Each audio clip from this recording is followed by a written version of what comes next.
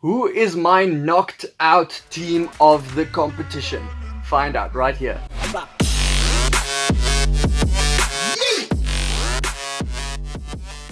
Welcome back to SkinnyBru Rugby, guys. So 12 teams did not make it into the quarterfinals, and some of those teams actually had players that played exceptional rugby. This team I'm picking today is the team combined out of the best players from those teams that actually really stood out, even though they did not make it to the knockout stages. Remember, this is my team, so you'll probably have some of your own opinions, someone you would rather have in the team. So let me know down in the comments below who you would rather put in, and then it is difficult for me to make everyone happy. It is always difficult. Someone is going to be unhappy, but hey, that's how it goes. If you do like this video, check out the channel and check out some of the other videos, and then consider subscribing. Let's get into it. At props, I start with Siegfried Visihoy from Tonga. I think that's how you say it. He is a tough bloke. Slimani from France had a tough time against him. He actually struggled a bit. Then at hooker, Montoya, he's just an attacking hooker. He had 3 tries against Tonga. And finally, he's not the understudy to Creevy. He really stepped up, actually got into the starting team, and he has always been a good player. He's very dangerous in the at the back of a maul, so I think he really deserves it. Then at the number 3, I have Chilichava. He made his impact from the bench for Georgia most of the time, especially against Wales and Uruguay. You really felt his presence when he came on, making a difference to the scrums. Second rowers, I went with Petty. At only 24 years old, he's just fierce in attack. He racks up the meters, he scores tries, he's solid at lineouts, and he has a 90% tackling rate for this competition. So I think he really deserves it. He's a good player. I've always liked him throughout the Super Rugby, so he deserves it. I think in the Argentinian setup and the Jaguares setup, he's probably one of the best players at the moment.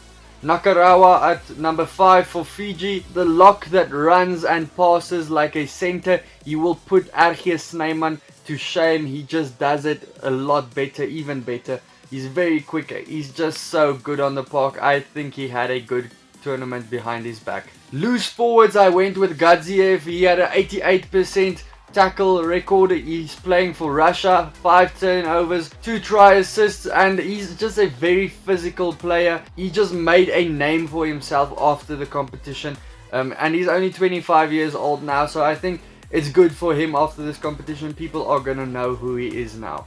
The Italian Polledri at the other loose forward, he's an excellent defender. He is just a nuisance at ruck time as well, and I think he really made his mark on the competition.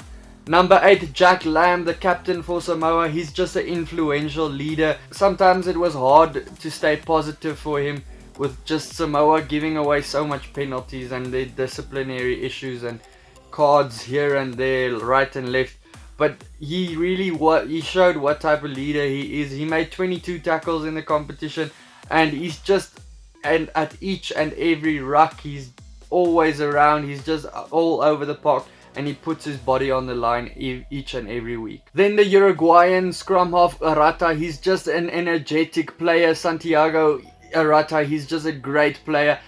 He's in a quick combo with the number 10, Felipe Berchesi, also from Uruguay. They are just the key to the success Uruguay has had in this competition.